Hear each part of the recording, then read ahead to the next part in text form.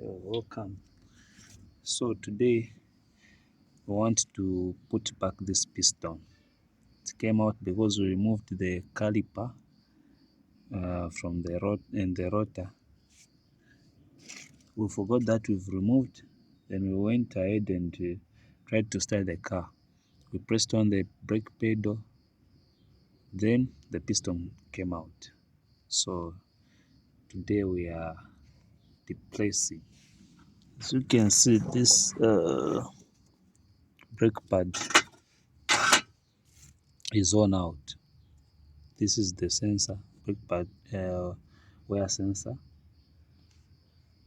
and some brake fluid has gone to the brake pad, so I'm going to replace the brake pad as well.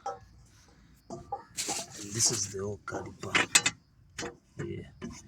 So to push back the piston in, we will have to remove this dust cover. We'll remove it, this, then we'll try to push the piston in. So I just used a knife to pry this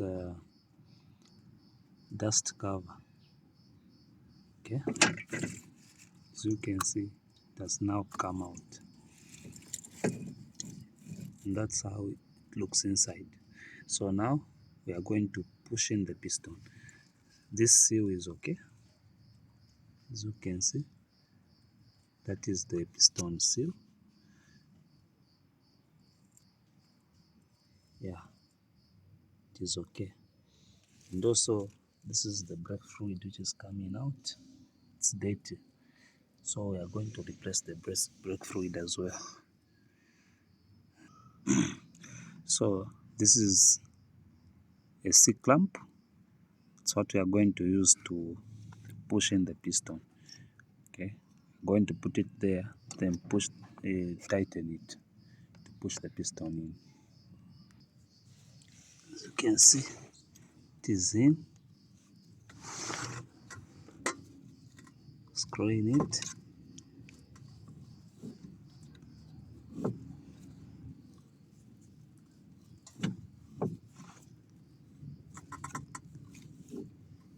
As you can see, it is pushing the piston.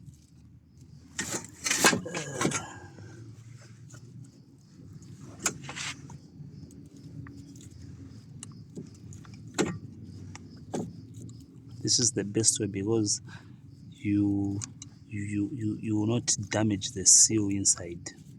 Okay, I've seen people using a mallet, hammer to push it inside, but using a C-clamp is the